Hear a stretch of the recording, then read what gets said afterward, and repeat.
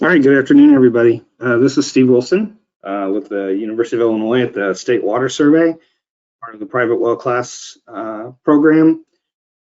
And Katie Buckley also on our team with me today. And we're here for a webinar on Is My Water Safe to Drink? Common questions about private wells.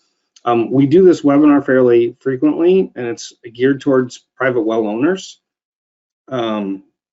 But we also offer CEUs, and so I know there's a number of sanitarians also on the call today. Plus, we've noticed a difference because of the stay-at-home and shelter-in-place. We usually get about 300 people registered for this webinar and about 140 or so attending. And I'm not sure how many attendees we're going to have today, but we had over 700 register. So we've never had the problem of having too many people for our account with GoToWebinar, which is a 500-seat license. And I doubt we have that problem today. But yeah, if you know someone who mentions they could not get on, that would be the reason. And it's never happened before. So, okay, so, uh-oh, wrong button.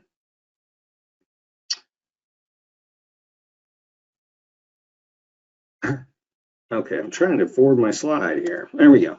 Sorry about that. So today's webinar, it's part of this national program. The private well class has been around about 6 years now. We're funded through RCAP, the Rural Community Assistance Partnership. They're a national nonprofit that is about 200 staff or maybe a few more around the country. They're in every state. They provide technical support mainly for water and wastewater systems, small systems below 10,000 people as part of their funding through US EPA. But they also have a team that works with us on private well issues. And so there's probably about 12 to 16 staff around the state that are at the 6 regional affiliates who work on private well issues, and they're the boots on the ground resource for folks who have questions or want to set up a workshop or any of those sorts of things. And I'll talk about that more in a second. A lot of people think that these webinars are our class, the private well class. It's actually not. The webinar is supplemental material for the course we have available on our website. It's 10 lessons, and I'll talk more about that in the middle of the webinar. But there is an actual class you can sign up for. It's self-paced. It sends you a PDF once a week for 10 weeks. There's 10 lessons. And it really is meant to be like a groundwater 10 or well owner 101, in that it walks you through learning information about groundwater and wells and hydrology, best practices, maintenance, sampling, and possible treatment if needed. And it's just meant to be a good basic course. What our goal really is through that is to help well owners learn enough about their well to ask better questions so they can learn more for their specific situation. One thing I can tell you is every well is different. It's very rare to have 2 wells with the exact same situation, exact same water quality, no issues because of the location and geology. And so it's really up to the well owner to learn about their specific situation, how their well was drilled or installed, and all those things. So this is being recorded. Every one of our lessons or webinars are, and they're all available going back to 2014 on YouTube. And bring that up for 2 reasons, and I'll mention this at the end. But this is an hour and a half, or it could be longer. Excuse me. It depends on the questions we get, and with this many people, we probably will get more questions at the end.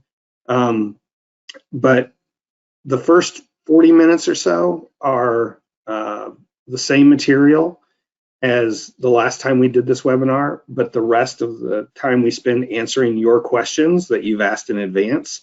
We certainly can't get to all the questions. When there was a boatload of questions this time. But we try to answer some that are different or that we haven't answered in the past. And I bring that up because that's all recorded as well. And so if you're interested in learning more about some of the questions you have as well owners that maybe didn't come up today, you can go to the past webinars and just forward to the part where it gets to the questions, and you can watch just those parts of that if you want, and you'll probably learn more about your well and about what you need to know. So we will have time at the end for follow-up questions. Katie, that's one thing she's doing, is she's monitoring the question box and chat box, and we share a Google Doc, if you will. And so she's typing in those questions as we go today, and at the end I'll pull that up on my screen, and we will try to go through those. And if I can't answer it, I'll ask you to send me an email, because I'll find someone who can answer it and we'll get back to you. The last thing I want to mention, this last bullet's a new one. You can tell I don't have it spaced right. I'm at home today, which because of the situation we have in the world today. And so that means so is my daughter. And we have internet service that may not be as fast as U of I, hard line. And my neighbors like to mow their yard. And then one thing we've learned through this is that they're doing that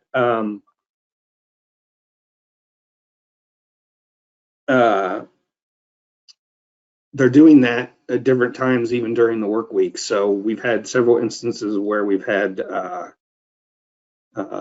folks mowing, and it's interrupted our time. So the internet service side of this, we have pretty good internet, and it shouldn't be a problem. But if for some reason I were cut off, it'll usually only be for a minute or two. I would ask you to stay tuned, and I'll be back, be the bottom line.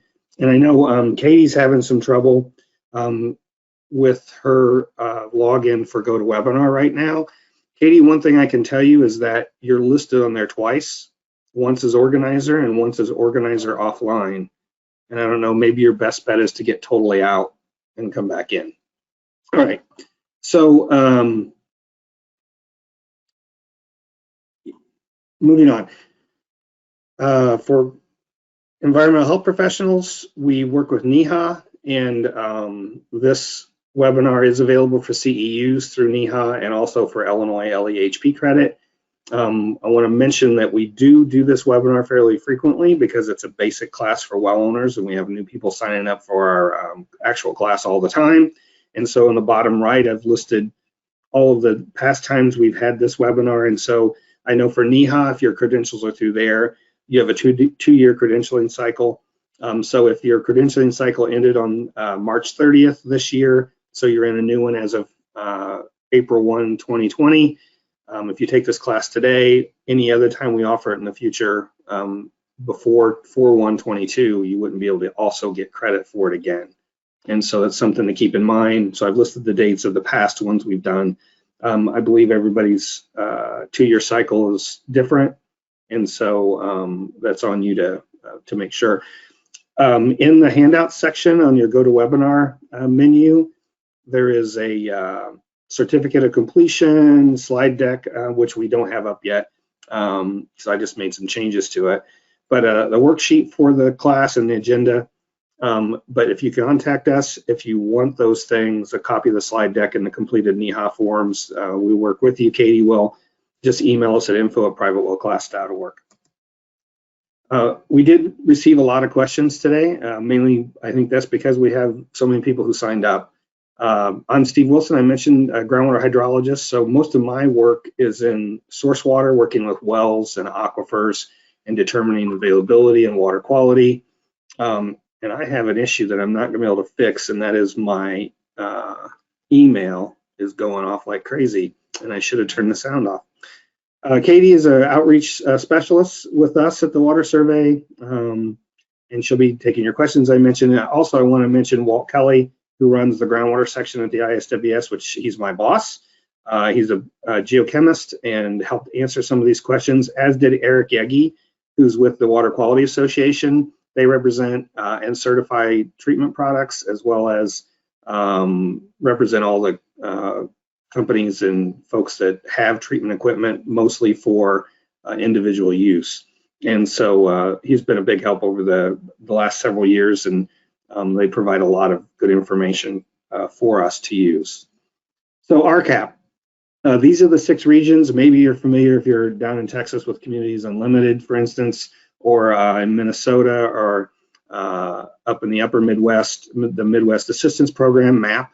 And so they go by different names. They're regional nonprofits that all together are a partnership. There's a national office in DC, and that's where our funding comes from. And they get their funding from US EPA and other groups like USDA and HUD.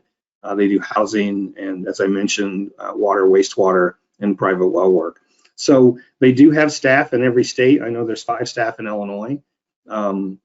for instance. And so if you are a well professional or someone who is trying to educate well owners, they're the folks you can contact about setting up a workshop if you're interested in doing those things.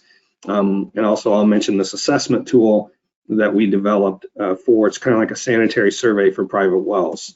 And so this is the front of that page. It says Wellspring Assessment.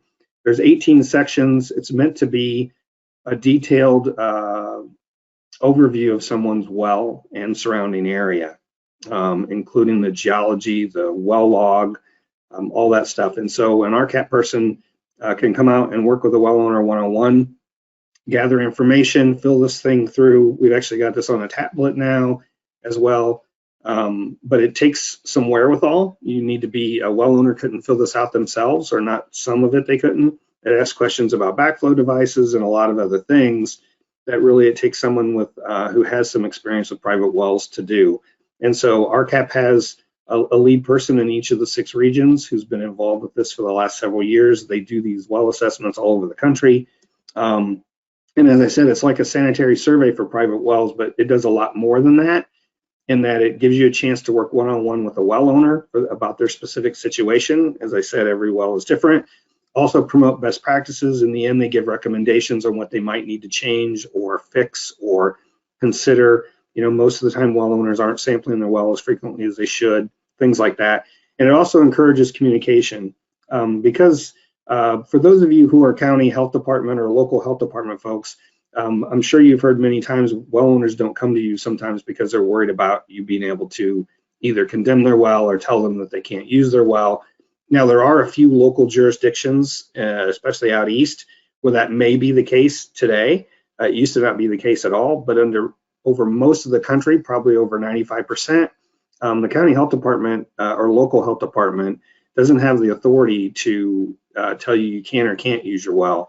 You know, if you go to them with a water sample and it has the arsenic at 250 parts per billion, you know, the health standard is 10 for community water supplies.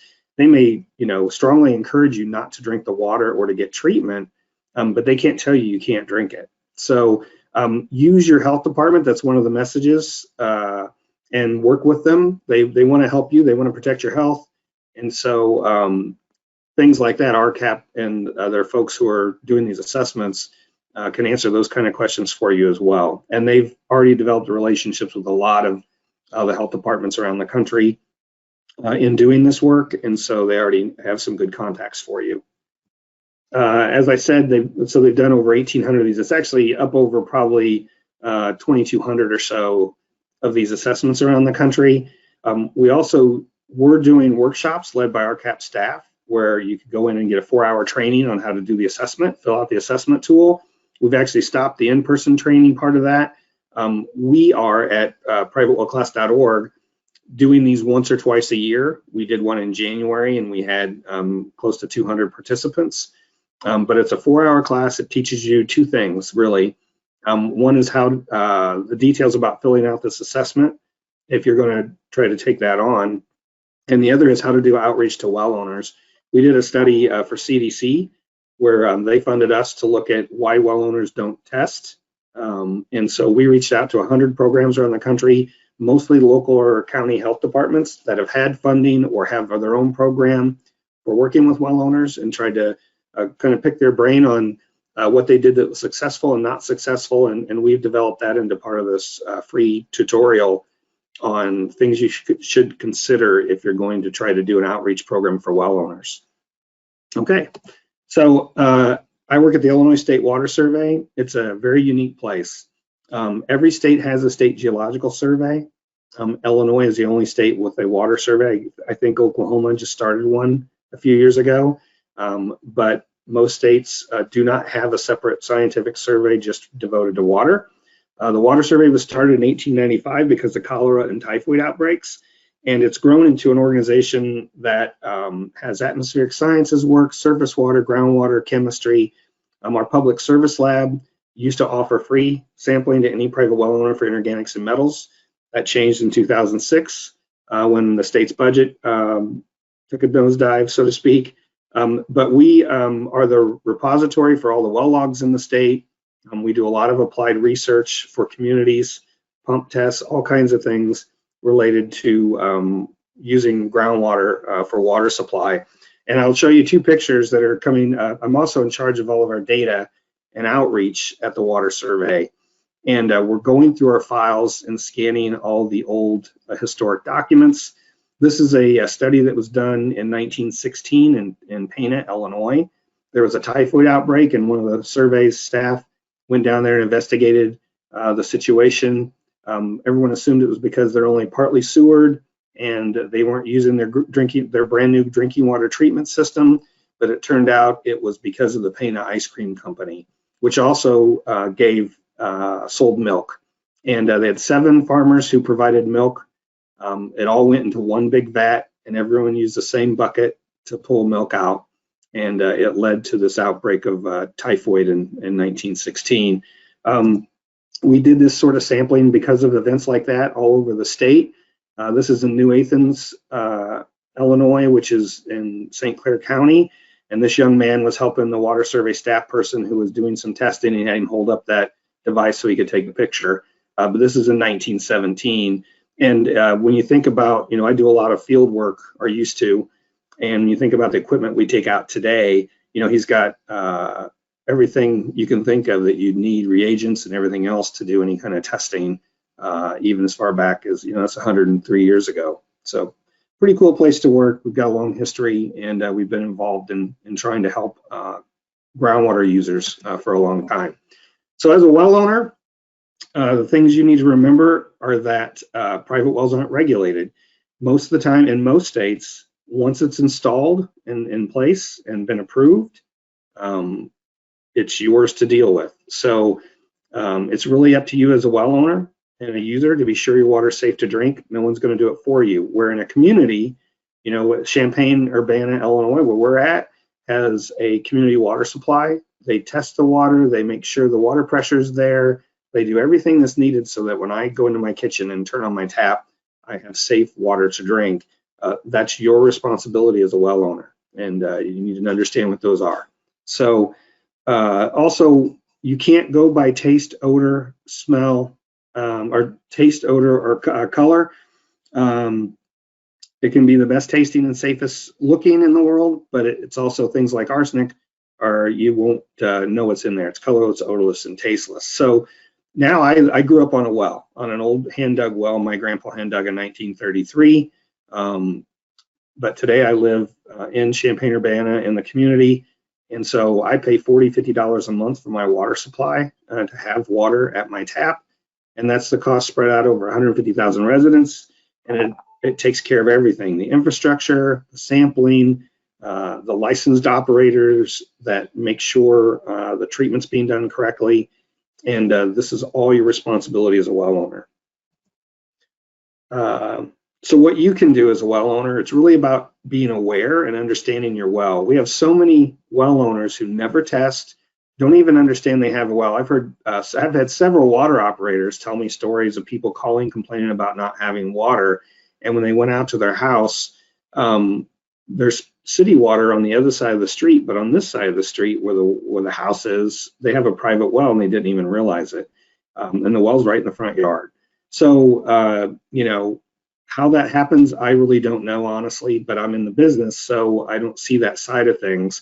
But the point is, you need to understand that you have a well, how deep it is, where your water's coming from, where your pump's set, if it's down in the well, and whether you have a screen or not, what kind of well you have. So, and also there are natural occurring contaminants, arsenic, radium, other things that are just in the ground. Arsenic's the 7th most common element in the Earth's crust. It's, in a lot of places. Some states don't have that issue. Other states have a lot of issue with arsenic. And so things like that, it's just about being aware. And hopefully going through our class, taking these webinars, helps you understand what questions you need to ask and how to find out local sources of information. And, we're going to reiterate a number of times, the big message is you need to sample your well. It's estimated that around 2/3 or so have never tested. In the last few years, there's been a lot more emphasis put on private wells, and even in the national media. And so we're seeing some of that change and more interest. As someone who's a scientist at a university, we're starting to see more dollars be available for research related to that, and we're seeing more papers published related to private wells, and those are all good things because there's about 45 million people in the United States on private wells. Not all of them drink their water, but there's between 15 and 18 million, depending on who you talk to, wells, and that's more people that are on community water supplies of under 500 population, which there's a lot of those in the country, and those are the ones that usually need the most help that we work with. So there's a lot of private well owners is the bottom line. So this webinar today is really about common questions, and by far the most common questions we get are related to sampling, what to test for. There's a list here. What do you do with the results? The last question there is a kind of a tough one sometimes. Also on basic well care. So we're going to go through some of those. As far as where do you collect the sample, usually you can take it out of your kitchen tap because that's where your drinking water is coming from. And it could be very different from the water at an outside spigot or a spigot near your well. And that's because when it goes through your house, your interior plumbing, you have issues with things like lead, copper. You may have a softener or a filter or some other treatment device. All of those things change the chemistry of your well water. So I know a good lab will give you good instructions. They'll ask the right questions. And that's really what you need, is someone who can help guide you. That's the kind of lab you want to talk to. So our lab usually collects two samples, one inside at the kitchen tap and one at an outside spigot where we know it's before any kind of treatment and straight from the well.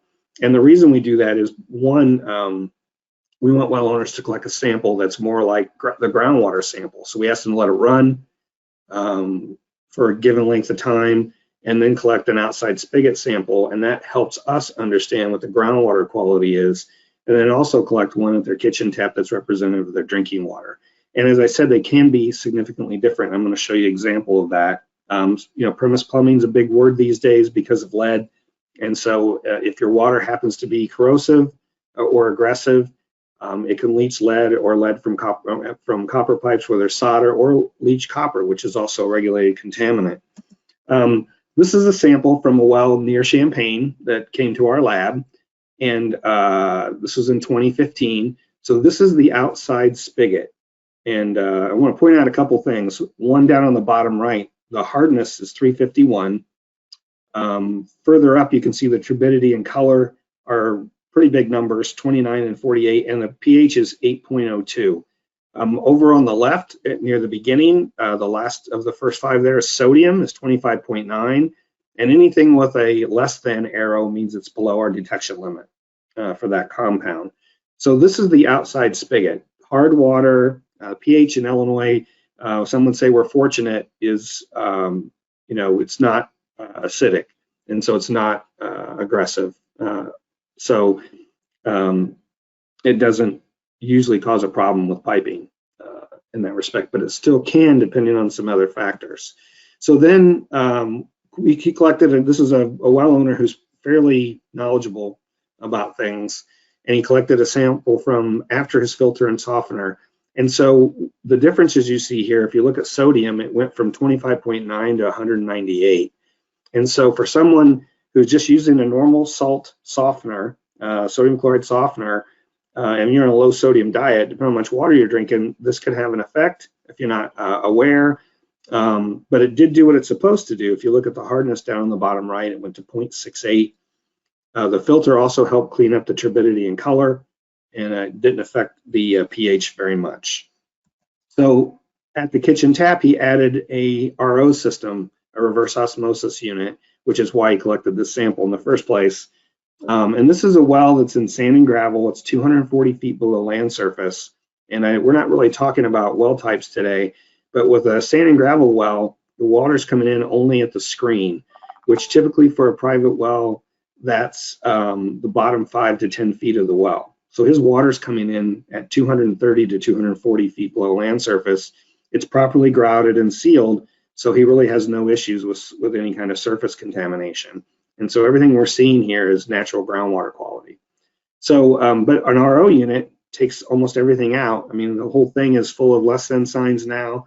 It also takes out some of the buffering now. And so if you look at the pH, it's dropped to 6.23. That's not terrible.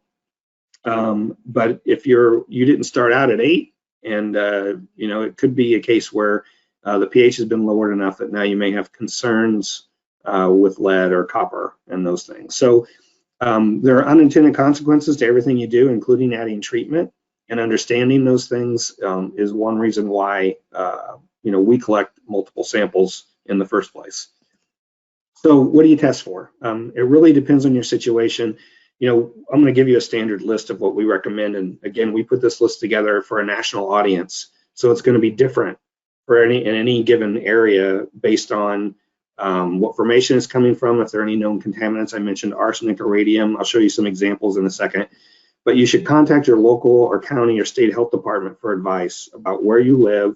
Is there any known contamination? You know, I'll use Tazewell County, Illinois as an example because they have a very well-known arsenic problem there. It's one aquifer or one set of aquifers that are in that area where arsenic can be really high. It's not everywhere in the county, but there are a number of areas where arsenic can be over 200 or higher parts per billion, which again, the EPA MCL maximum contaminant level allowed by law for a public water supply or community water supply is 10 ppb.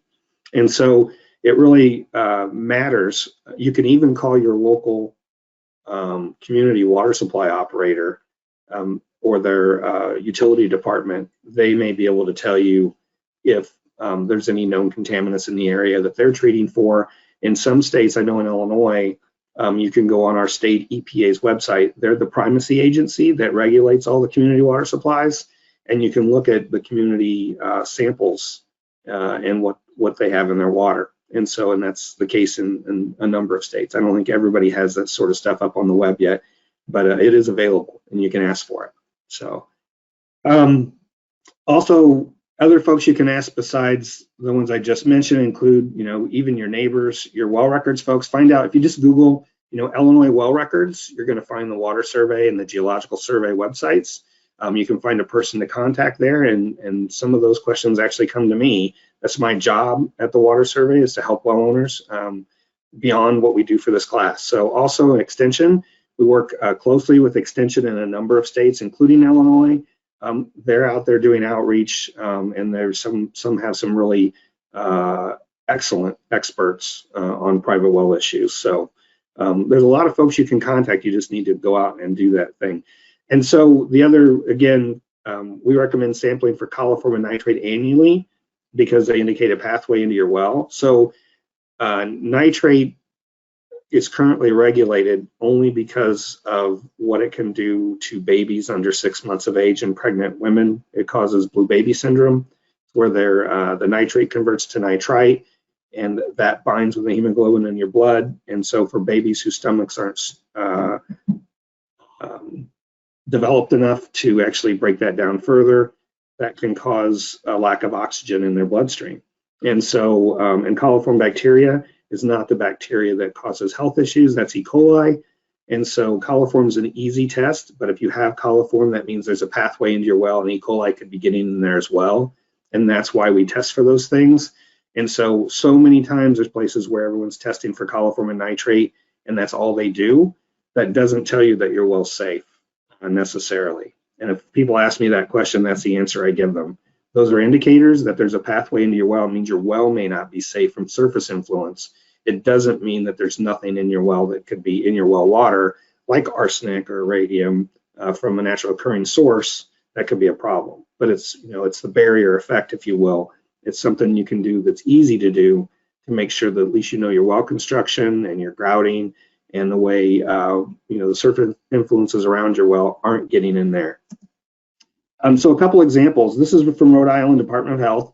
All the little dots there are where there used to be orchards, and arsenic was heavily used on orchards until the 50s. And so there's a ton of surface soil contamination in these areas, and in some places that leaches into the groundwater and has caused arsenic problems.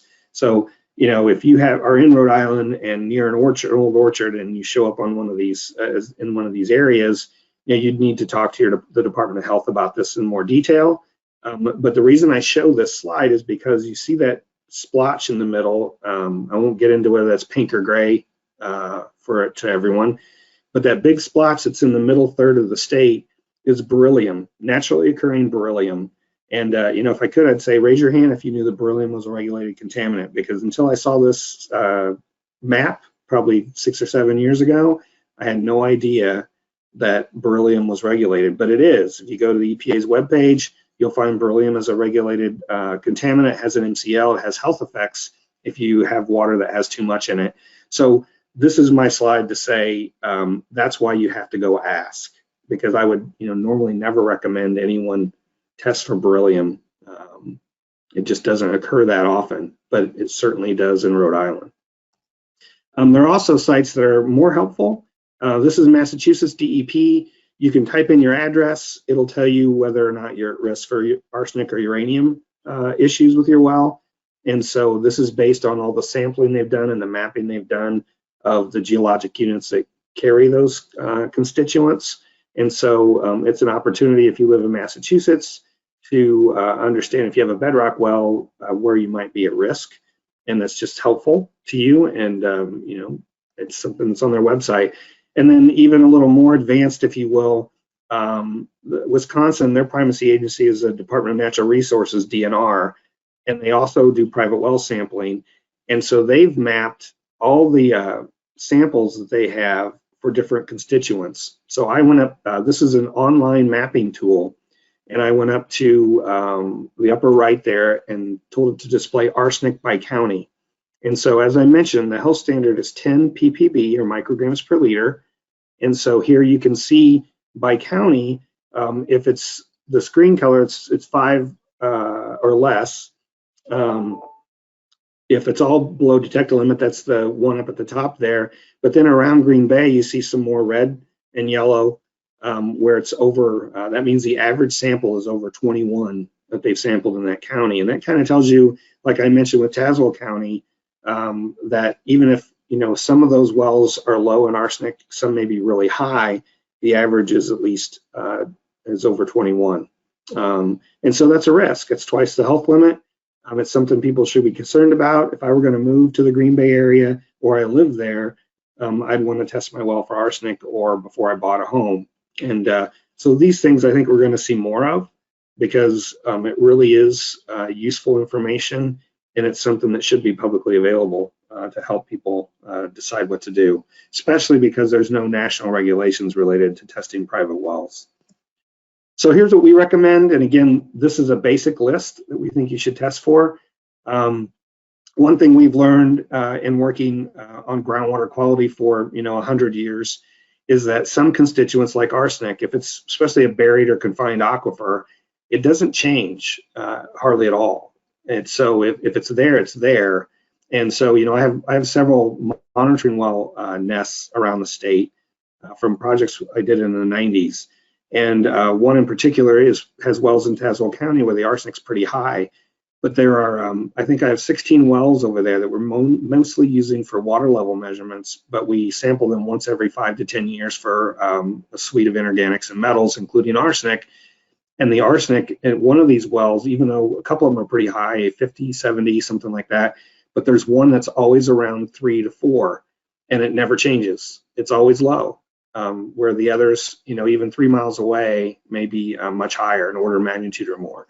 And so one of the reasons why you would want to sample for these things is it gives you an idea of what your general groundwater quality is, and also then issues related to, as I mentioned here, galvanized piping and some of those things. If it's being leached from a galvanized pipe, then you'll see zinc and cadmium in your result, for instance. And so the other part of that, though, is then get advice from your local or state health department or some other agency that may have water quality data to make sure that you're not missing the berylliums of the world that may be in your area. And that's kind of what you need to know. So when?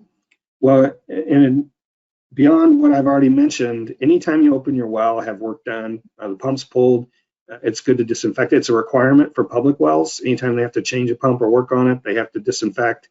And so then even after you disinfected, you should take another sample. If you've had to disinfect or shock chlorinate after the fact to make sure the well's safe and that it actually did what it's supposed to. Sometimes there's extenuating circumstances. I think I talk about that in the questions that might cause a well still to have bacteria in it even after you've shock chlorinated it. And anytime there's any kind of event here, El Paso County in Colorado sent us these a bunch of pictures after a forest fire of what can happen to a well that's involved in a forest fire. All the wires are melted together here, and the cap has been melted. If you are in an area prone to things like forest fires, we have a short video that's 3 or 4 minutes long on best practices. One is before you leave, you should turn the power off to your pump, because if you leave the power on, these wires get melted together. It could make it run 24/7, and before you get back, you could have burned up your pump, for instance. So anytime anything like that happens, you need to sample and make sure the water's safe to drink again. As far as getting it analyzed, every state or on the US EPA's website is a list of accredited labs for doing samples. Some of those labs only do samples for community water supplies for compliance reasons for the Safe Drinking Water Act, but many do both private samples as well as community water supply samples. So you can use those lists to try to find a lab that's accredited. We do realize there are some labs that are not accredited that I'm sure do great work. Ours is one of them. We used to be accredited, but the burden for that was too expensive. And so there are several university labs that aren't accredited anymore. And that's up to you. But our best advice to a well owner in the US would be to go to an accredited lab. They've gone through the effort and been accredited by US EPA in their state to show that they use the right analysis methods, they do the right QA/QC, and they're able to provide a result that's accurate. And that's what you want. It's like anything else, you get what you pay for. And so other things here, some states do have programs for private well sampling. I know I've mentioned in the past, like New Mexico has a program where they're trying to learn where all their septic systems are. And this may be old information, but they offer a free water sample to anyone who would register their septic system. And it's a great idea because they need to know where those sources of contamination may be. And at the same time, as a well owner, you're getting a free sample just for providing information that you should provide for the public good in the first place. So when you talk to a lab, they should be able to give you everything. They should be able to send you bottles or have a place for you to pick up bottles. If you have any questions, they should be able to give you advice. We work with APHL, the Association of Public Health Labs, and we've actually done one of our monthly webinars just for labs to try to get them to understand why it's important to have someone on staff who has private well expertise, because there's an opportunity for them, whether they're a public lab or a private lab, to actually gain clients. If they know what they're doing, then they do it well. And so, because that's who you should go to. So yeah, if you have any issues there, my advice is if you're not happy, you're not comfortable with the person you've talked to at a given lab, try to find another lab until you find the one you like. So as far as interpreting results, the lab will provide you results. I know like our lab, we identify everything that's up against the US EPA maximum contaminant levels allowed in the Safe Drinking Water Act. So we're comparing your private well result to what a community water supply has to meet as far as a health standard for every constituent. What we recommend you do is there are websites, and I'm going to show you one because it's actually a really cool site and it's really useful, but you should still take your sample results to your local health department, or if they don't have the expertise, in some cases that happens, then your state health department, and ask them for advice on how to interpret this and what's it mean. They're the health professionals, we're not. I'm a groundwater hydrologist, and so when it comes to your health, you should only really rely on someone who has a license in the health field, whether that's an environmental health professional or a doctor. So, and that's the other place you can take it to. And a lot of times you'll find something in your well and maybe it's close to a result or it's really, really super high. You know, labs make mistakes too. A lot of times they're doing dilutions and things like that to samples to put them in the equipment they use. Maybe someone messed up a dilution and show it's actually, you know, 100 times higher than it actually was or something like that. It's always good just to reconfirm before you get too alarmed if you have a result like that. And if you do have a coliform bacteria result, then you should have an E. coli test performed and assume you have it and boil your water until you can get your well chlorinated and you've got a sample that comes back that says it's not there anymore. So this is the tool I just mentioned. It's the Be Well Informed Guide. So the New Hampshire Department of Environmental Services, so the state agency in New Hampshire that takes care of their well owners, developed this tool with funding from CDC. And so what's cool about this is there's a number of other tools like this out there, but this one goes a step further, and I'll explain that in a second. But anyone can use this. I mean, it's you know, they made this for their New Hampshire residents, but I can go in there and put in results. And so down at the bottom here, it says enter your water test results. You click on that green bar, and it takes you to a page where you can enter sampling results. Up here on the upper right, you can put in whatever town or city you're in, or you can say anonymous. Again, they're trying to provide you information, but if you're willing and you live in New Hampshire to give them their result, that helps the state understand where there might be water quality issues that'll help them target where they do their work to make, you know, things safer for everybody. So it's a good idea, especially if you live in New Hampshire, to put in what town you're from. But for the rest of us, this is a really cool tool.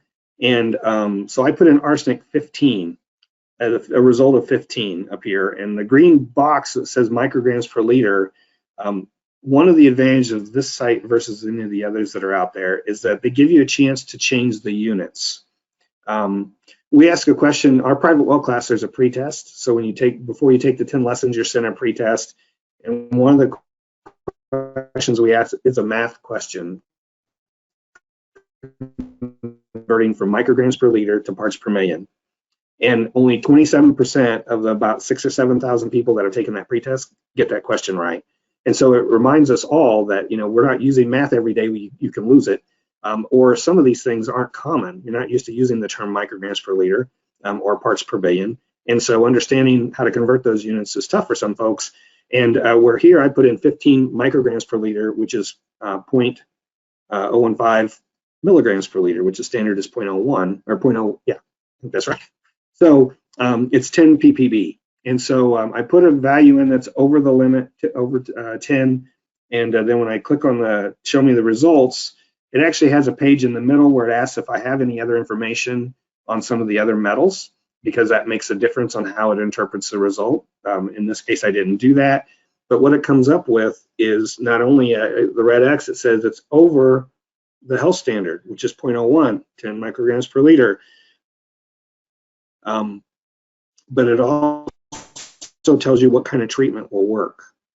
And that's an important thing because I run into well owners who have you know, plethora, if you will, of treatment devices under their sink, and they've never tested their well.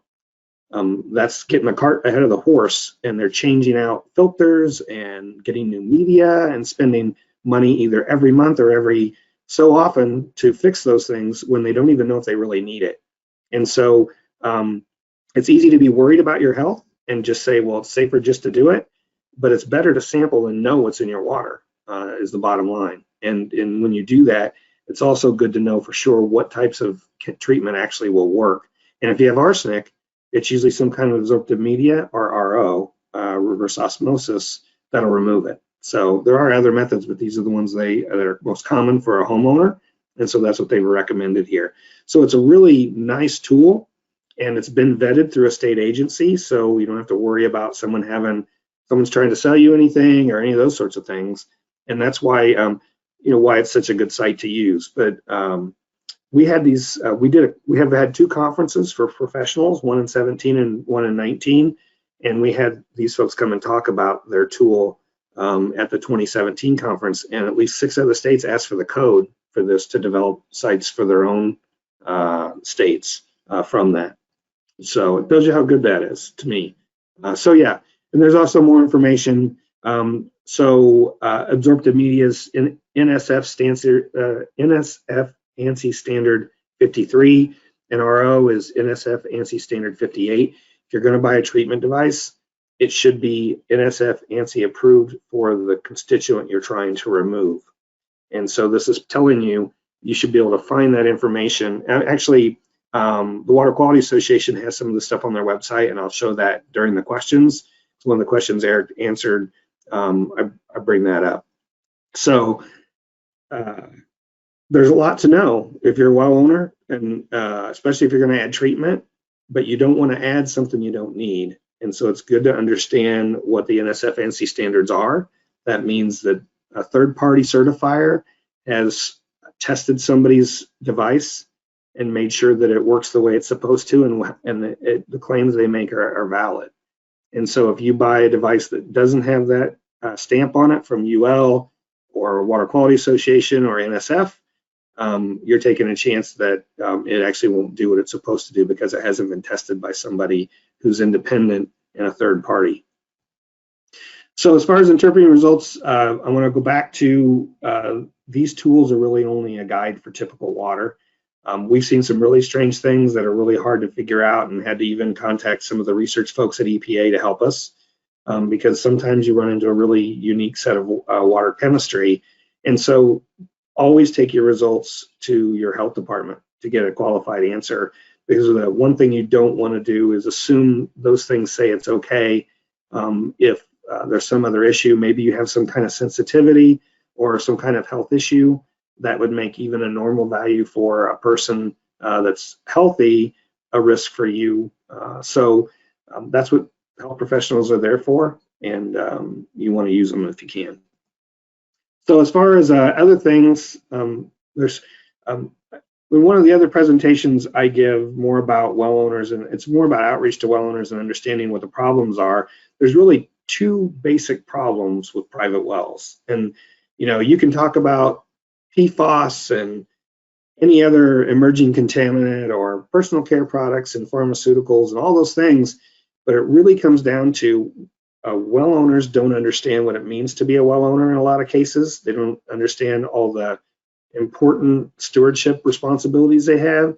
And the other is wells are always grandfathered in. So even if there is a well code in your state, that well code may have been modified just last year. Every well that's already been drilled doesn't have to meet it. They can stick with the code for when they drilled their well, or if it was put in before wells had a code in your state. There's actually 2 states that don't really have a well code yet, which is hopefully changing, at least in one of those, Alaska. And so, the well I grew up on is the best example. It was hand dug in 1933. It was 14 feet deep. It was in a ravine, so water would run into it, in our pasture where we had livestock. Totally unsafe. Every time it rained or water was cloudy, it was not protected at all from the surface. And that's the water I grew up on, because my grandpa and my dad didn't know any better, and I didn't either until later. So fixing well construction and bringing your well up to code is 2/3 of the problems we have with wells that don't meet water quality standards, for those reasons. And we also still run into wells in pits. If you're in an area where you have frost and freezing, you probably have heard or may understand what a pitless adapter is. Those weren't invented until the 60s. Before that, wells were always put in pits so that they could be below the frost line so that your lines wouldn't freeze. Well, today you run the line, you have a pipe that comes all the way up to the surface, and there's an elbow down below the frost line that's called a pitless adapter that allows you to have a submersible pump in the well, as well as a line that runs into your house, and it's all one unit that kind of connects and can be pulled by a professional or contractor or driller. So we still see wells in pits, and we still see hand dug wells like the one I grew up on that are still in use. And not only do they provide an opportunity for surface contamination and influence from surface, are vulnerable to surface contamination, but they can be a safety hazard. So here's a couple examples. The picture on the left is there was an old piece of plywood over top of this well that's just an old large diameter well that used corrugated pipe. for the well casing, and it killed this woman. The Washington State Department of Ecology is the agency in Washington State that maintains drillers' licenses and well construction code, and works with the private well side of things in their state. And they have a blog. That's where this came from. You know, but even so, if this wouldn't have broken, she wouldn't have fell in. When you look at this, there's a lot of problems here. It looks like it's in a little well house, but there's a funnel sitting there and a broom in the corner, and all that gray stuff back there looks like old insulation. It's probably fallen. So that's all fallen in her well, and she's drinking whatever's coming off of that and being pulled from her pump, which is the blue pump there. And the picture on the right, this is a well that's not used anymore. Don Kellerman, I met him down in Southern Illinois. He was researching the genealogy of his family, and he ran across this well at an old cabin. But they put a corrugated or a piece of concrete pipe over top of this so that it could be used, and they could identify where the well was. But you can see the brick below there. Somebody's goat got in there and fell in and died, and well, there you go. That's not a cute thing to look at. And you say, well, that's not a well that's in use today.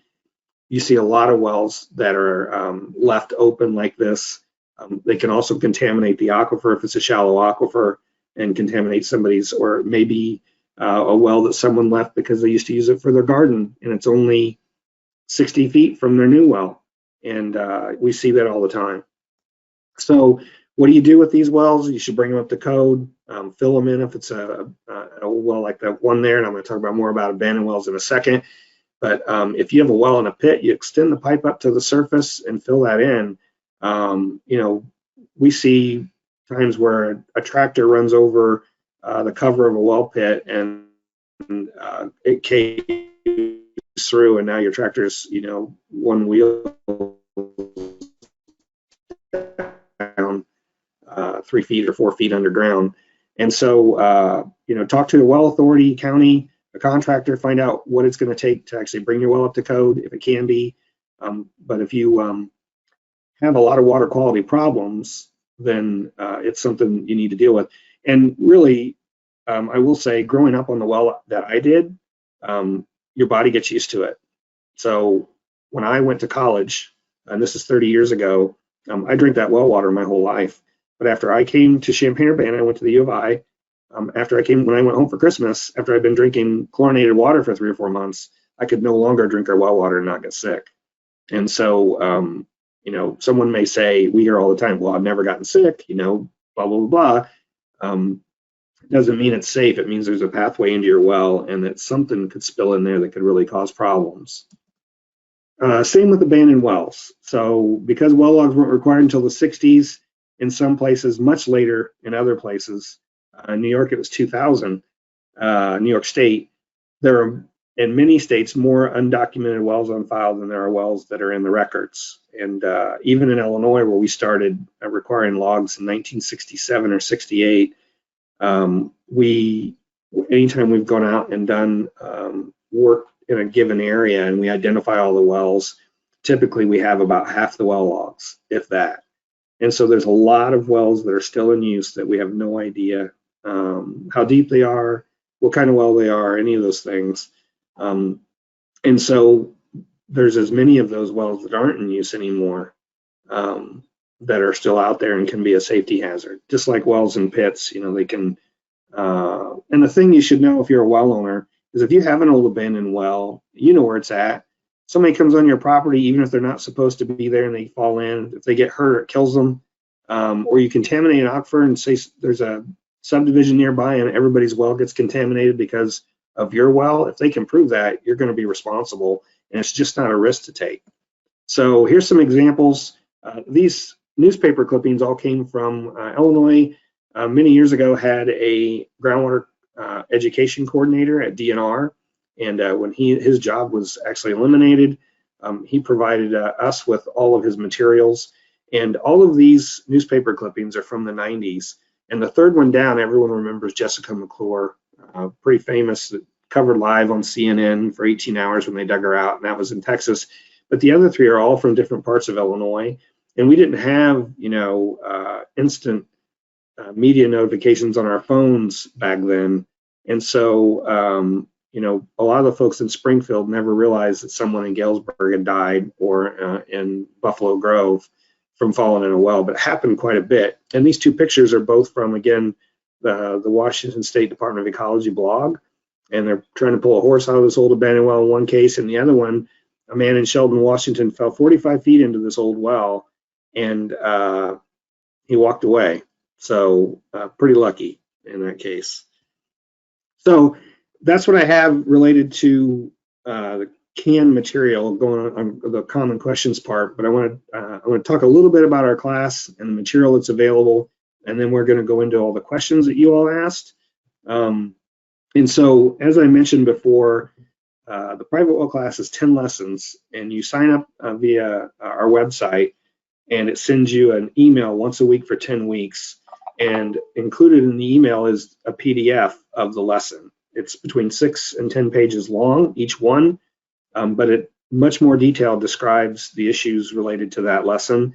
These webinars provide more specific information. They're meant to support the lessons, like the one we're doing today, and you can get to all those as well. But really, if you're trying to learn the basics about being a well owner and how to take care of it, you should take our class. And it's all free, thanks to the EPA and RCAP.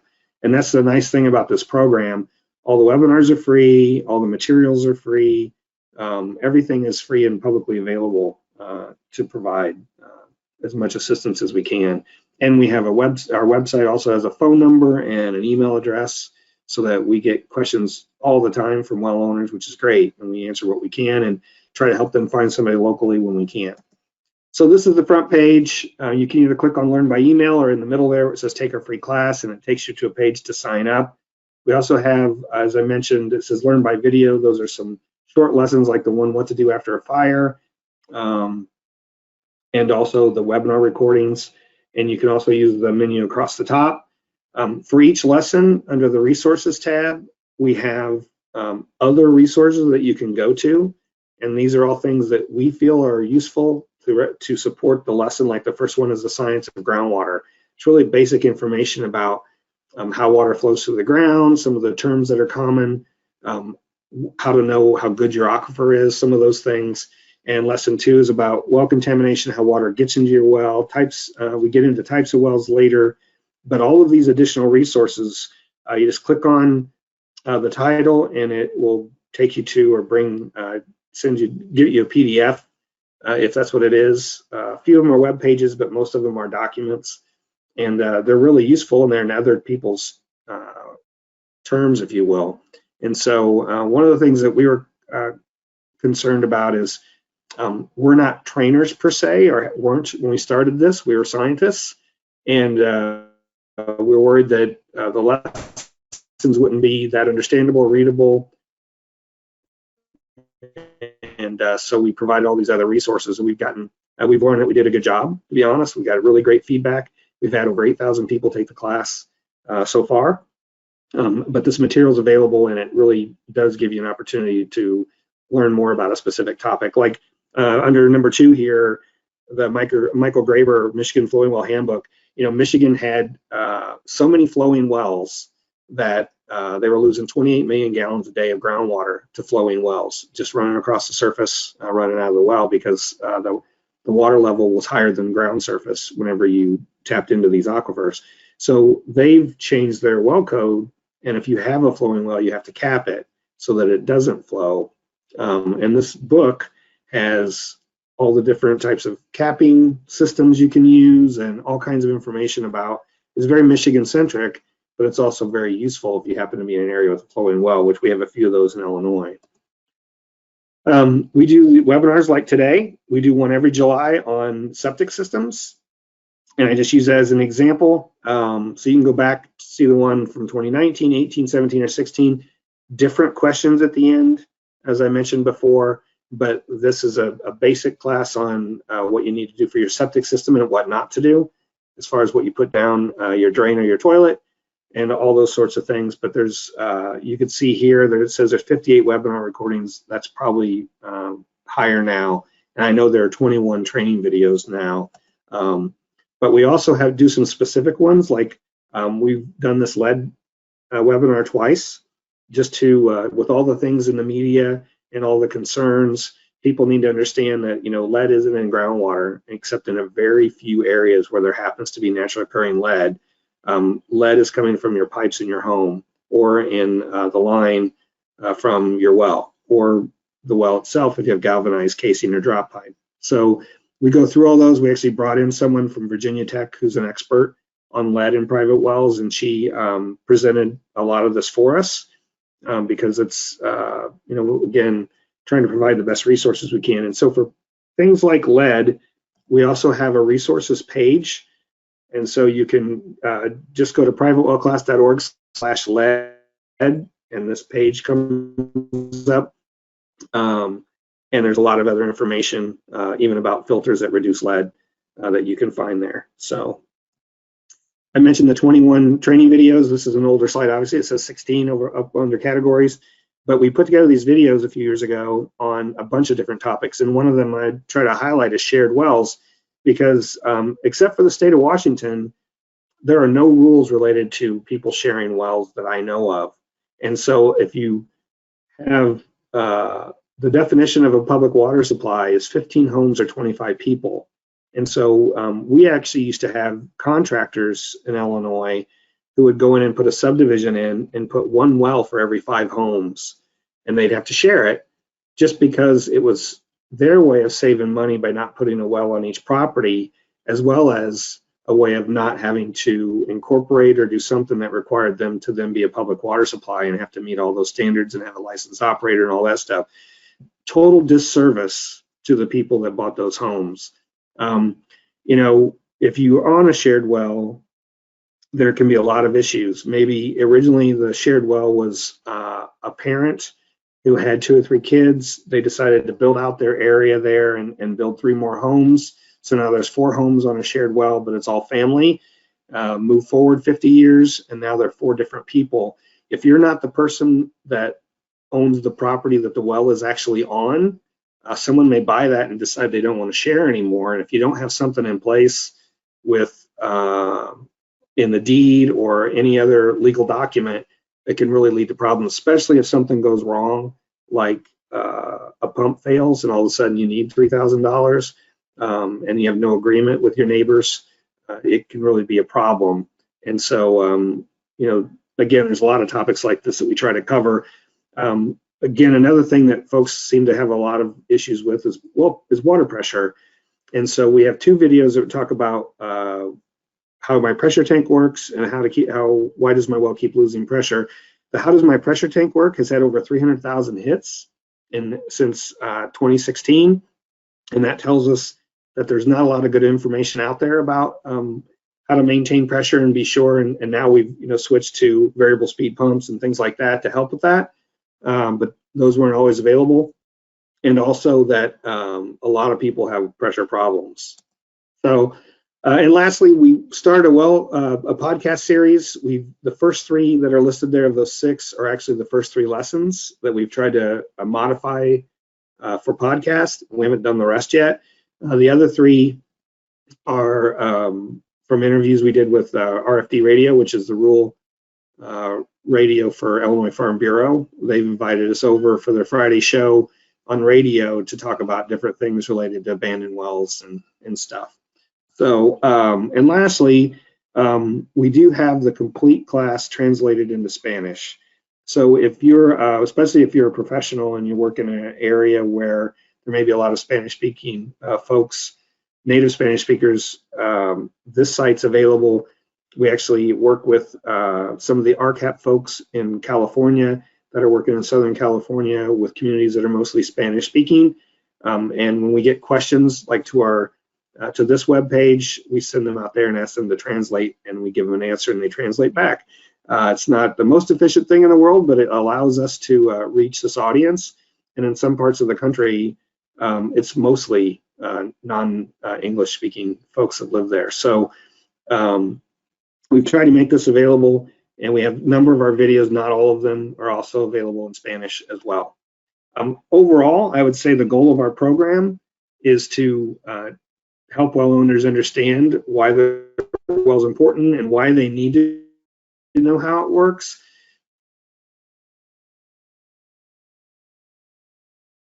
Really, so they can protect their own health and their family's health as well as their neighbors, because you certainly can contaminate others. And so that's the goal of our program. It's been successful. And again, if you haven't taken the class, we certainly recommend that you do. And so what I'm going to go through next are the questions that have been submitted. And I'm sure there have been a number of questions asked already in our chat box or question box. And we'll get to those at the end. And we did have 700 people sign up for this, and it looks like we have almost 300 online. And so usually about 40% of people ask questions. And so we certainly can't answer all of those, but we'll answer a few today that are, try to answer questions that are different. Not all of them are, but like I said, some questions we get almost every time, like about shock chlorination. So I want to cover that. So if you have any questions as we go through this, you can ask Katie. She'll put them on a Google document that I'll pull up at the end. And I want to mention all our past webinars, again, have the questions that are worth going through, in my opinion. It's usually the most valuable part of all this, honestly, because it's real situations, real things that people have encountered and have to deal with. Or in some cases, just, folks really trying to learn more about their well. So one of the questions we got, and I've reused this figure a number of times because it's pretty complicated geology, but how deep should a water well be dug for a brand new 3-bedroom house? Well, so it really has nothing to do with the house. Other than making sure you have enough water and a big enough pump, but how deep you drill is really based on the geology and what's available. There's really 3 types of wells. There are sand and gravel wells, which this diagram shows all the little dotted patches are different sand and gravel aquifers. And this is a complicated area, again, Tazewell County, where there's 3 or 4 glaciations that have come through and left sand and gravel deposits, and then filled in with clay and silt after everything melted, and then another glacier came along. And so in some places you can drill here and hit 5 or 6 different sand and gravel layers that all may have different chemistry. And so that's an important thing to know too. And that's before you hit bedrock, which once you get into bedrock, you can run into 2 or 3 more aquifers, sandstones or fractured dolomite, depending on where you're at in the country and how deep it is to hit those. So we have wells in Illinois, like the one I grew up on, that's 14 feet deep. We have wells in the Chicago area that are in a deep sandstone that are on nearly 2,000 feet deep. So it really varies, and it has a lot more to do with the geology and the water quality. And like what I would recommend you do is talk to your state agency that houses well logs in your state. When a well owner calls me in Illinois and says, I bought a property that's in Champaign County out, 2 miles west of the airport, what kind of well do I need and what can I expect for my water quality? I can look up a well logs for that given section, and there's probably 2 or 3, and within 2 miles there's probably 8 or 10, and say, well, all these wells are mostly in the Glassford Aquifer. That's one of the shallower ones on this map, on this cross section, around 100 feet deep. You can expect the water quality to have a lot of iron in it and some manganese, or you can go deeper and get into the Mahomet, which is down around 200 or 220. It's a much bigger water supply, if you will, but it's for a house well. The Glassford will do just fine. We can send them water chemistry results. Not every state can do that, but many will have at least some information to tell you, why you'd want to drill deeper that would cost you more money based on water quality. Especially if you're in an area that's karst or in an area where it's sand at the surface. We see people put in sand points where they can do it themselves, and I see online all the time where I save myself $4,000 because I put in a sand point. Well, there's no grout. It's maybe only 10 or 15 feet deep. And sure, they have water, but also if they treat anything or there's livestock or animals anywhere near it, or they're putting chemicals on their garden, it's very likely those things are going to get into that sandpoint well, and they're just not a safe water supply. And if you care about your water quality and protecting your health, you won't put in that kind of well. Health questions. We get a lot of health questions, so I'm going to answer this in 2 parts. One, this was about copper and the benefits or health risks from it. And then the question was, are there health benefits from drinking the water with copper or health risks from it? Of course, today we want to know if it has any antiviral properties. Well, my dad wore a copper band. I never got that personally, and I don't know, and there's probably something there. I'm not a health professional, so I don't know. But what I do know is I took this screenshot from the EPA's primary drinking water standards page. So under the Safe Drinking Water Act, community water supplies have to make sure that the action level for copper is less than 1.3 milligrams per liter. And I probably need to explain that most contaminants, like arsenic, have an MCL that's based on health risk. So 10 parts per billion is considered a safe level to drink over 30 years, your whole life, that sort of thing, whatever all the details there are. An action level, like for lead and copper, is based on when the community samples, they sample at homes. These aren't problems. The water coming out of the treatment plant at a community water supply doesn't have copper in it. You get copper in your water because it runs through your premise plumbing that have copper pipes, and the water is aggressive or corrosive and leaches some of that out. So it's impossible for the community water supply to necessarily prevent any of that from happening. And what they do instead is they try to add chemicals to your water that make it less aggressive and less corrosive, so that the lead or copper don't leach. And so to evaluate that, the Safe Drinking Water Act requires them to go out and sample a percentage of homes in their community. And if more than 10% are above 1.3, they have to go do something to try to make it less. And so it's not a perfect rule, but that's what the lead and copper rule is, which, there's a new one coming out pretty soon because of, or maybe it has even, because of what happened with Flint and all those things. But the bottom line is copper has these health effects. Drinking it long term, liver or kidney damage, it's not something you want in your water. And further, and I put the same question up here, the other thing that everyone needs to realize is, we aren't public health professionals, and nor do we claim to be. And when you have questions that are related to your health effects, I would go to your local health department or your doctor. I would not trust anyone but a licensed health professional to answer those questions. And if someone has, we see all kinds of different treatment devices come out. We have people ask us about things that make your water more alkaline. Well, that's relative. In Illinois, the pH is 8 already, where in Virginia, the Piedmont Aquifer, the pH is 4.5. Certainly, you can make that water more alkaline and get it closer to 7, but you wouldn't want to make the water in Illinois more alkaline. It makes the pH go up even further because of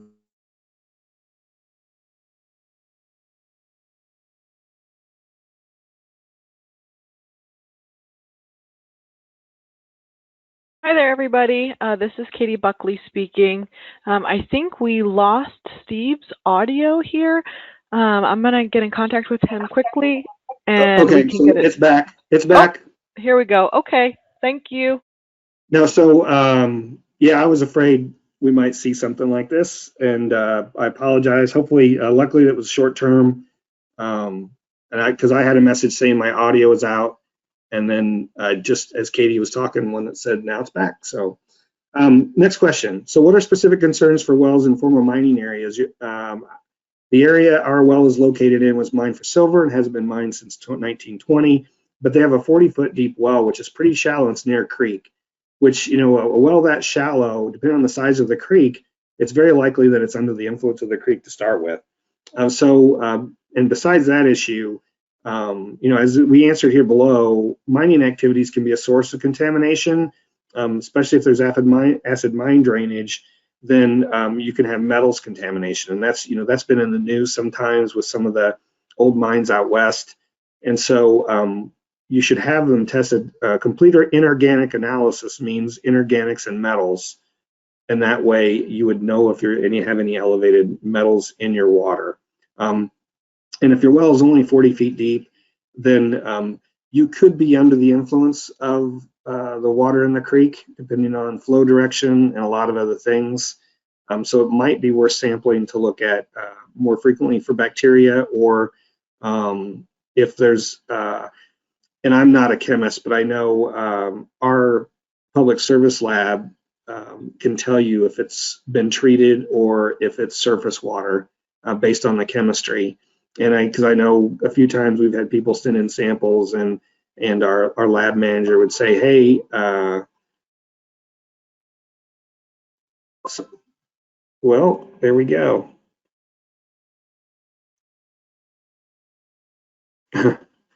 Katie, can you still hear me? Yes, I can still hear you, Steve. Okay, so my computer's having some issues here. So anyway, it is a risk when they're that shallow, especially if you're really close to a creek, that you could be under the influence there. So someone asked, what's the danger of COVID-19 contaminating our groundwater? Well, so we put out a newsletter once a month that's not for well owners, it's actually for professionals that work with well owners. And we wanted to be able to provide an answer to that question for our April 1st newsletter. And the EPA's website's kind of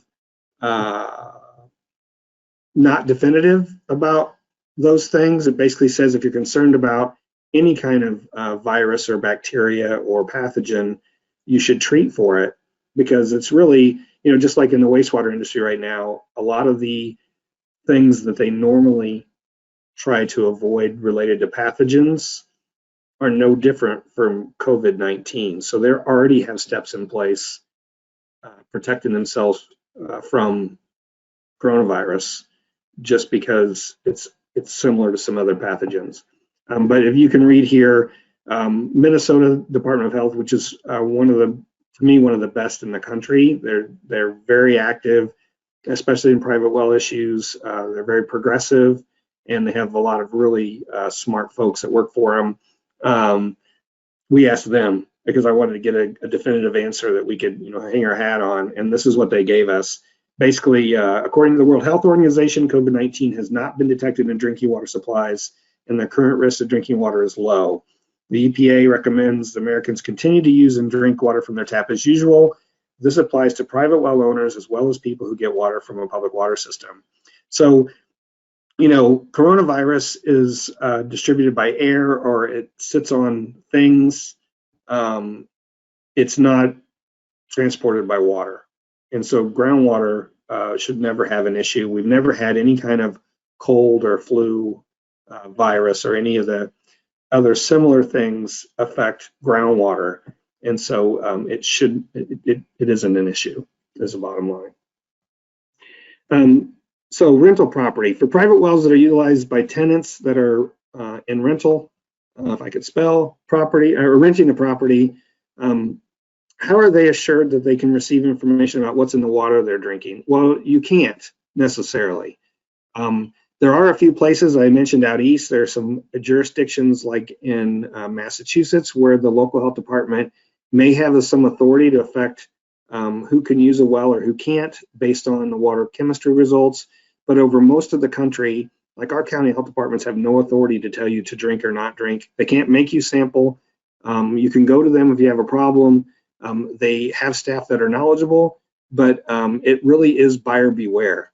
And so that's what we tell well owners. I don't know, I've several stories of well owners who've called me upset that they tested their well, they said it was safe, and then they had 150 ppb of arsenic. Well, that's one of the examples of where someone tested it for coliform and nitrate, and they said, oh, the well's safe.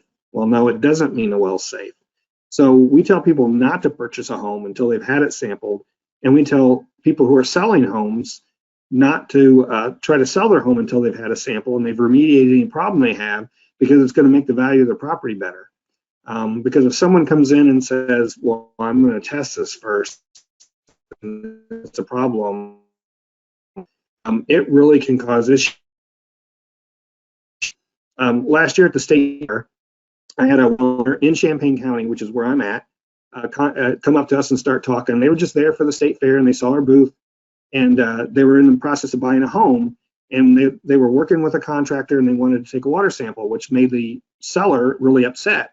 Well, 4 months later, the result had high arsenic, and they wouldn't agree on remediating it, so they actually did not buy the property because they didn't have to deal with that for the rest of their lives, because they would have. You know, it's their responsibility then. And my son, this is a personal situation with my son. My son moved out to a rural home not too far from town because he wanted to live in the country. He had 2 dogs, and it had an old dug well, which really bothered me. And so we went round and round about sampling it. He didn't necessarily want to, but I went out and sampled it and took a sample. It came back positive for coliform. So I reached out to our county health department and asked, what can I do about this? You know, because his landlord should take care of this if he's drinking water. You know, they agreed that they would talk to the landowner, the homeowner, and consider the home not fit for living in because it didn't have a potable water supply. But I don't know if they did that for me or if that's others would, but you need to find those things out. It's different everywhere. And so that's the situation that I've actually been in myself in that one case. But I think it would vary by county in Illinois on what they can do, unless in some states there probably are rules related to rental property. I know my wife and I had taken a trip overseas and we rented an Airbnb small house out in the country, and they had every treatment device known to man in there, and because it was an old dug well, but they were doing their due diligence and they made sure that the water was safe to drink for anyone that came to stay there. So it really, you know, matters. But the first thing would be to contact the landlord and say, hey, you know, are you willing to do this? And I know some people have told me in the past they're afraid to even contact their landlord because they're afraid they'll either charge them through their lease down the road or even maybe ask them to leave if they cause a problem. And, you know, that's way beyond what I know what to do with, other than that would make me mad as wet hen if I was that person. So, and I'd probably try to do something about it. As far as new well owners, we've always have a number of folks who ask, I'm new to having a well, what can I do? How can I obtain more information? And they also added, our local health department doesn't have any information on it. And I didn't know if that meant on the well or on how to take care of their well. I have run into occasionally a case where a health department doesn't have that expertise, but they're all trying to learn that. And in most, they do at least have enough expertise to help well owners or know who to contact to get whatever issues you have resolved. But for everyone that's new to owning a well, the first thing honestly to do is to take our class. It is a good, solid, basic course in well ownership, and it will help you understand why you are the operator of a very small water supply and the things you need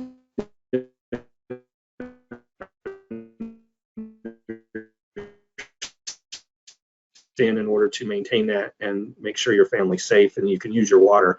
You know, I mean, well, I just don't drink the water. I have Culligan bring water or do whatever. That's not the solution. You've got a good water supply, and it very well, if you test it and check it and you know your well is properly constructed, your water very likely is safe to drink without doing anything to it. And so, yeah, it's just all the others that we need to deal with. And again, so we get a lot of questions on basic stuff. Maintenance schedule, I don't know anything about wells. I could answer all that here and spend the next 2 or 3 hours, but that's what our class is for. Again, it's 10 lessons, once a week for 10 weeks. It covers all those basics, teaches about whether your well's a dug well, a sand and gravel well, or a bedrock well, and what the differences are and what you need to know. And again, I say this kind of jokingly, you have to read it, that's the only catch.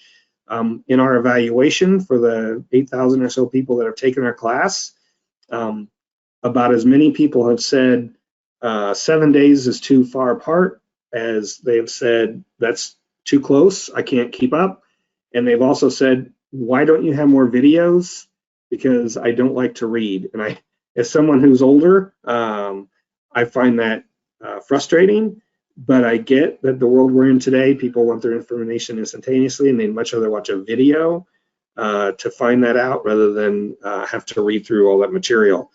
That's where we're at today. So you go to our webpage, and it's just privatewellclass.org. I put these green letters up there, but you click on either of those spots on inside the yellow circles there, and it takes you to a page to sign up. And so that's what I recommend you do. There's a pretest that you'll get in the mail. It sends you to a website. It asks you I think there's 10 or 12 questions, and then you'll get those questions again at the end and see if you've learned anything. And honestly, that's one way that we track whether people have learned anything about through the lessons, is how well they do on that test. And it's just for us to go back to EPA and RCAP and say, hey, what we're doing provides some benefit. So next question, is it true that the deeper the well, the better health? Does it make a difference what the composition of the aquifer is, if it's contained, semi-contained, a single source or multiple source? By contained, I'm assuming they mean confined, whether it's a confined aquifer, a semi-confined aquifer versus an unconfined aquifer.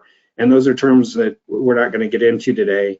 But really, as I think we've already talked about, a deeper well is better in the sense that if it's well constructed and properly grouted, the deeper your water's coming into your well, the more likely it is that it's safe from surface contamination.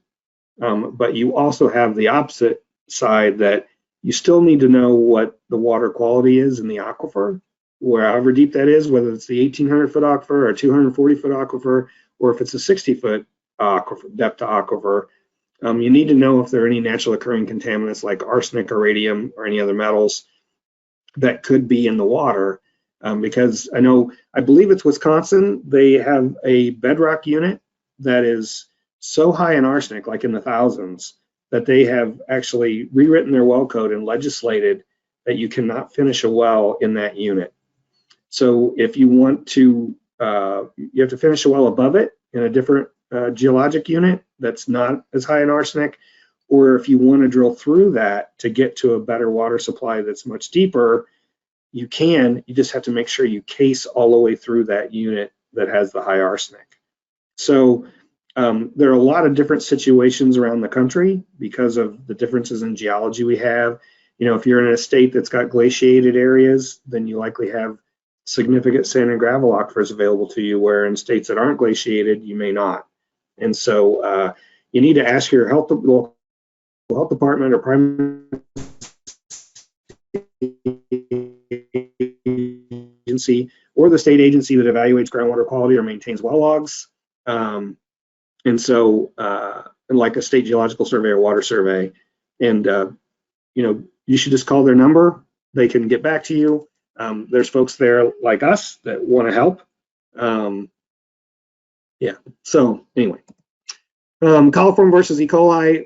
So we get asked about shock chlorination and coliform bacteria versus E. coli all the time because folks don't understand the difference. I tried to explain a little bit earlier, but and again, this is recorded and we can send out this link, but E. coli can cause health problems. Coliform doesn't necessarily. It's used as an indicator. And so if you're well test positive, then you do need to boil your water before you drink it or use for food or brush teeth, and disinfect your well. So that's the issue, whether it's E. coli or coliform, either way, they shouldn't be there. But the Washington State Department of Health has this really nice document that explains the differences, which was the URL I just showed. And I'm not going to go through that any further. It's almost already 2:30. But it really comes down to, if bacteria are getting in your well, then it's likely that there's a reason with your well. The construction, or it's a shallow source, or you're getting your water from very near the surface and there's a source nearby. And because sometimes when you disinfect your well and you retest, you still have bacteria. You made it 2 or 3 times. There's a number of reasons why that can happen. And so if it does, then what we've included here at the bottom is some things about when you chlorinate or shock chlorinate, things that you need to understand. One is, if you have a really high pH, chlorine doesn't work as well. And so there are other options. There's actually some folks researching that currently, and we're kind of trying to wait until they come out with their results to give better advice, because chlorine is just the accepted way to disinfect a well and to get rid of bacteria. That's why it's called shock chlorination, but it may not always work, and there may be a bunch of reasons. But if you do chlorinate your well and it doesn't take care of the problem, and you've maybe done that 3 or 4 times, it could either mean that there's a continuous source that's getting in your well, like your septic's closed, so you have livestock, something like that, or it could be karst, where you're most of the time we see karst, at least in Illinois, most of the wells have coliform and E. coli, and there's just no way around it. They're agricultural areas, there's a lot of livestock, and there's a direct conduit through sinkholes and things like that into the aquifer. And so in those cases, you're going to need to add continuous disinfection. And so which, people with springs, those are surface water sources. They're almost always have bacteria problems because of the nature of how open they are. And so that's the recommendation. If you have a spring, you really need to have continuous chlorination like a community water supply does. So, the other options, though, it could be that your well's just not properly constructed and there's an issue. Then you can either fix that, or maybe even have to put in a new well that is up to code, and it will take care of your problem. So those are the options. And so as far as disinfection goes, we get all kinds of different questions related to, can I just pour bleach down my well? My driller told me to put a cup of bleach down my well once a month. Does that actually work? It's actually, you shouldn't put anything in your well unless there's a reason, like you've tested and you have bacteria. So there should be no schedule for putting bleach in your well. You shouldn't use straight bleach, because it's an oxidant. And so if you're in a bedrock aquifer and you pour a lot of straight bleach down your well, it's concentrated enough at 3% that it'll leach metals out of the bedrock.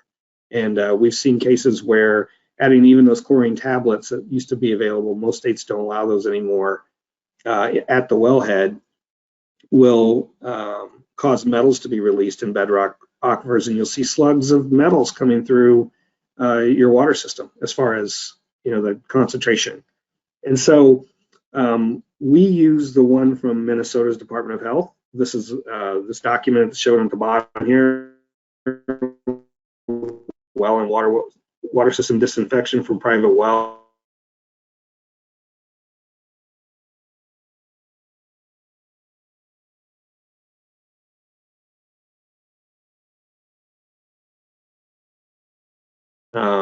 Oh, you may have lost me for a second. But under water treatment solutions on lesson 10 on our website, under class resources, you can click and get to this document. And that's what we recommend you use. Man. Okay. So that's going to stay up there. Oh, I left an extra slide in here. I apologize. So going down the page of that document, it has pictures. It tells you why you don't mix it, why you need to mix the chlorine. You don't pour it straight. How much volume you need to add based on the size of your well and how deep it is, which you do need to know those things.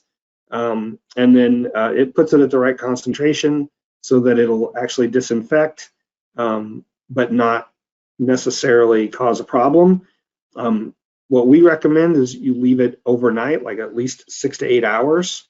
And so what you do is you mix it in your well first and you recirculate it so that you have the concentration you need.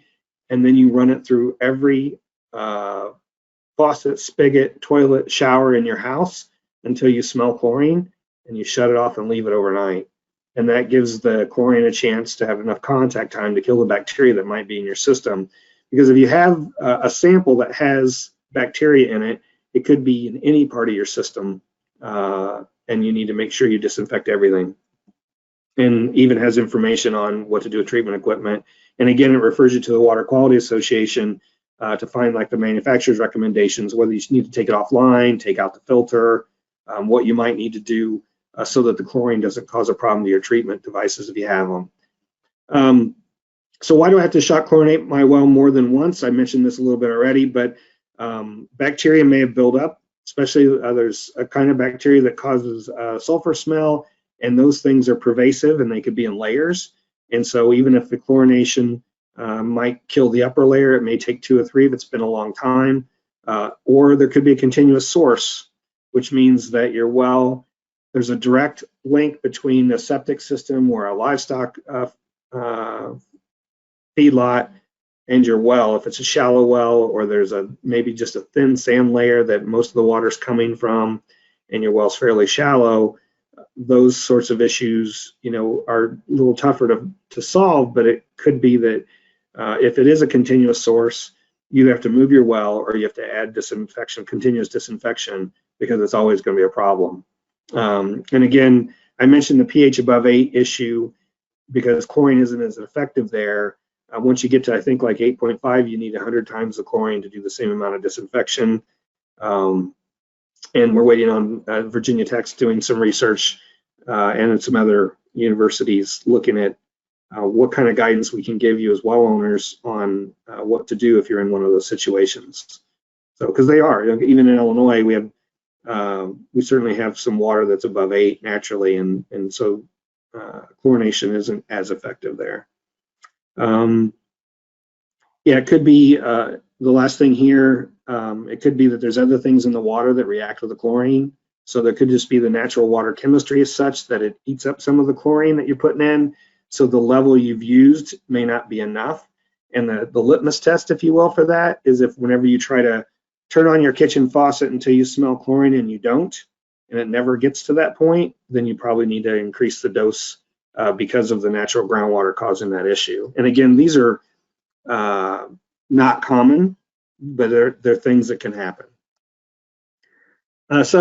A really interesting question, and I did reach out to Eric Yegi at the Water Quality Association because this is well beyond what we deal with normally. We're not water treatment experts.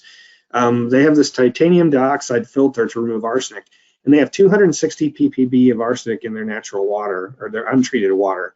So these titanium dioxide filters do exactly what they're supposed to do. They lower the arsenic to below 1 ppb. But and I cut out some of this because it's a lot longer question. But initially the water smells and tastes fine, but as they let it run, it starts to stink and have a taste. So they leave it in the pitcher, and the smell and taste go away. And I don't have an answer today anyway about whether the shot chlorinate or not, but one of the things they were told is it would reduce the life of those filters, which I'm sure aren't cheap. And so, I reached out to Eric, and this is a response I got. Oh, and I have a mistake on there. It says, I just noticed that. If it smells like rotten eggs, which is most likely it's hydrogen sulfide, which, his suggestion is to take a two-tiered approach here. One is to buy one of the activated carbon pitcher filters that you can get at most stores, and it's supposed to be NCF ANSI standard 42, not 43. Typo there. And try, once the water smells and tastes that you've let run, put it in the pitcher and run it through the filter. And if it gets rid of the taste and odor, then you've likely solved your problem. And if that's the case, then you can get an inline version of that activated carbon filter, again, that meets the NSF ANSI standard 42, and put it in line, and then the water coming out of your tap will never have that taste or odor. And if you have other questions related to this, the person that asked this question, email me, or if this isn't the situation the way we think it is, Eric said he'd be glad to talk to you further. So yeah. And on their webpage, which we can make this link available, as far as finding products based on, you can search by manufacturer, or you can search by product standard would be the NSF ANSI standard down here near the bottom. So you can find products that way on the Water Quality Association's webpage. And so I just wanted to throw that up because it's a good way to search. You can also look at NSF, National Sanitation Foundation, and UL, Underwriters Laboratory.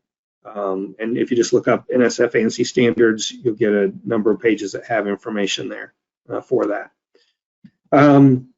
So farm and livestock issues, and I grew up on a hog farm, just in a well that was totally not safe to drink water from. But is there any danger of chemicals and animal waste contaminating your well water if you live close proximity to a farm?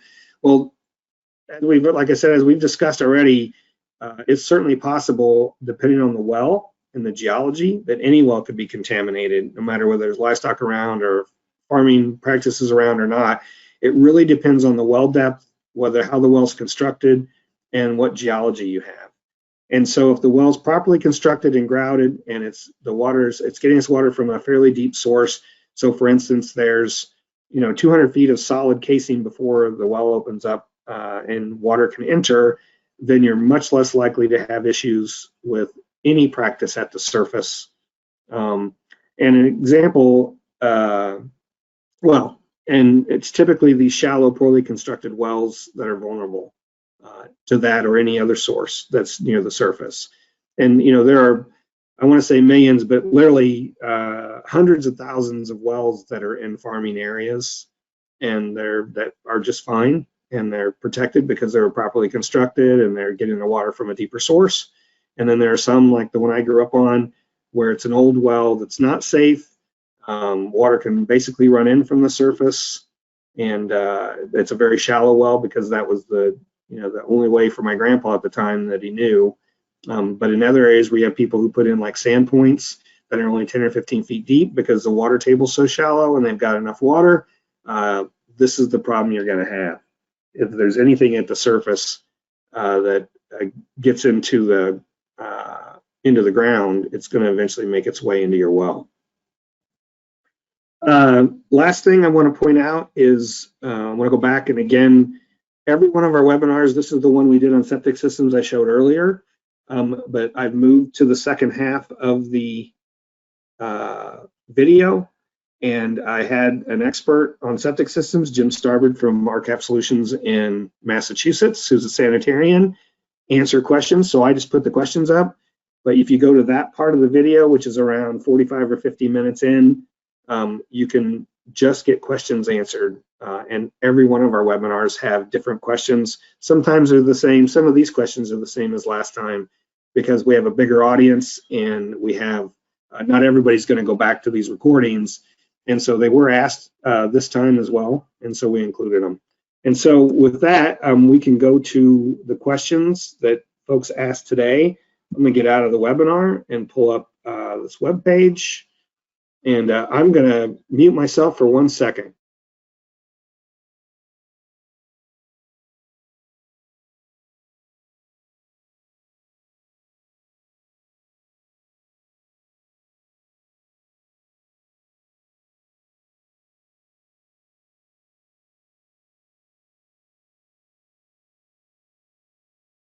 Sorry about that.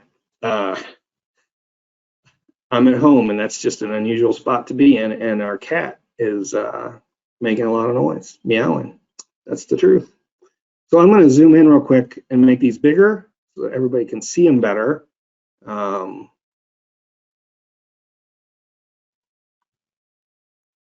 Okay. So how often should we test for manganese? Well, the truth is that now there's new evidence that suggests manganese can be a health issue. It's not a regulated contaminant, although I know this came up earlier this year with a well owner in Northern Illinois, and so I asked some of the research folks at EPA, and their recommendation is manganese can have health effects. It just hasn't made it through the process, and like the Health Department of Canada has already set an MCL for Canada for manganese. So I don't think you need to test any more often. It's a natural occurring element in groundwater, and if you have a certain level of manganese in your well water, that's the level that's in the aquifer, and you're likely going to have that level. It's not something that just shows up like a spill or from some other source. It's naturally occurring, and so I think it's kind of like what I mentioned about arsenic. It's always low at this one well. Well, manganese may be very high there at that same well, and it's going to be high every time we sample. And so it really becomes an issue of if you've tested for manganese and it's at a level that makes you uncomfortable. And I'd look at the Health Department of Canada for what they consider a safe level, because I think a couple states may have, I want to say New York, and I'm not sure of that, may have set their own standard for that. but there certainly is mounting evidence that it can cause, I think, neurological problems. But again, I'm not a health professional, and so, but it should be consistent in your well if you have it. So it's really a matter of if it's high, you need to treat. We have a summer home that has a sandpoint driven well. We don't spend that much time at the place each year and drink bottled water when we are there instead of spending the time to test the water regularly. We do use the well water for showering and washing dishes. Are there any tests that you believe we should do given that we're only showering and washing dishes in the well water? It's still probably not a bad idea to get it tested once for everything, just to have an idea of what your situation is. And then if there's nothing there really alarming, then you might not need to do anything else. And we run a lot of people that have older wells or driven wells that do what you do, and that is drink bottled water. And I would say that if you're drinking bottled water and cooking with bottled water, yeah, I don't know about the dishes thing. I mean, you're using detergent, so I would think that if there is anything there related to bacteria, you're taking care of it. So it seems like a decent plan, I guess, would be my take on that. Is a sandpoint driven well significantly more safe than a drilled well in terms of potential for a line for surface contamination? We may be putting in a new well and I'm deciding between sandpoint driven well and a drilled well. Well, hopefully I've answered that already. A sandpoint can certainly save you money. You can go to the Rural King and buy the kit to put in a sandpoint. They have no grout. They're usually less than 20 feet deep. If it's in a sandy area to start with, which is typical because that's why they're called a sandpoint, then anything at the surface is going to get into your well and you're going to drink it. I would not put one in. I don't recommend it. So Mason County, Illinois is near the Illinois River, and it's completely sand. There's so much sand there that probably 80% of the area is under irrigation. That's the only way they can really grow a crop. There are a ton of sand points over there. It's about 90 feet of sand over top of bedrock. And I went over there and gave a presentation and had this conversation with a bunch of people who have sand points. What I would do, we know from testing, there's a state tree nursery over there, and we've found nitrate. We were looking at nitrate versus depth to see if there was a difference, because there's so much agriculture there that there's a lot of high nitrate there as well, because it's a sand aquifer and everything can go right into the aquifer. And in some places, the aquifer is only 4 feet below land surface. In others, it may be 30 or 40. So what I told well owners, what I would do if it were my home, is I would have the driller drill till they hit bedrock, and then I'd put in a drilled well in a sand and gravel well with a screen, and I would put the screen so it's just sitting on top of bedrock in the sand. Because then anything from the surface has got to go through at least 90 feet of material, which sand is a natural filter, before it could actually get into my well.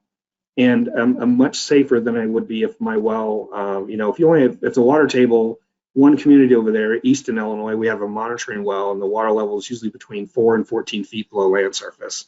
So I could put a sand point at 18 feet and always have water. I would never do that because you don't know what you're drinking, and that's the bottom line. So they're really not safe. And then, some states have totally outlawed them. Some states allow you to put in your own well and still allow sand points. So it's just, the rules may allow it, but to me, especially if, you want to protect your family and you have kids or you have grandkids that come over, I would not use that well water to drink. So can you provide an example for a good well location and construction document?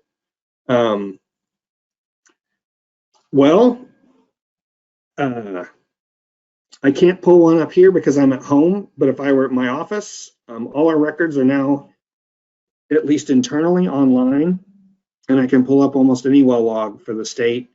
A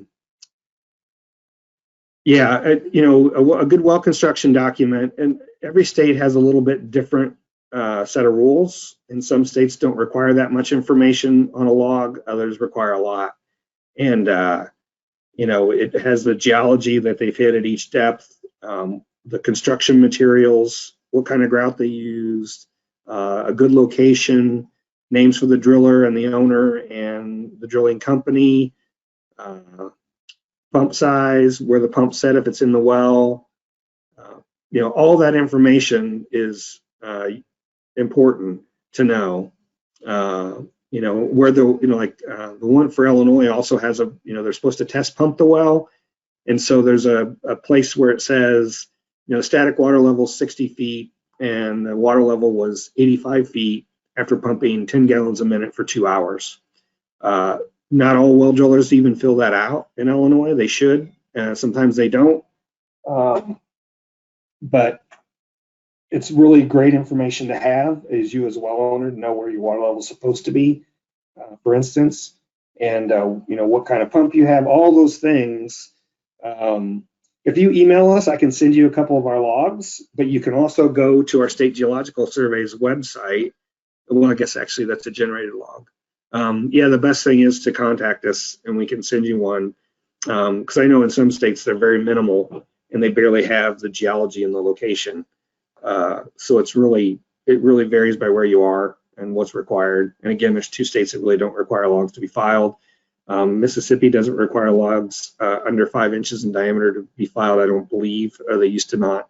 So it's kind of a mix, and it's because again, well regs for private wells are really left to the well owner. And we have a few states who passed rules for like sampling and property transfer and things like that. In a state like Illinois, that would probably never happen because we're an agricultural state and we have a big farm lobby, and our state legislature isn't even going to entertain the idea of having a requirement for private landowners to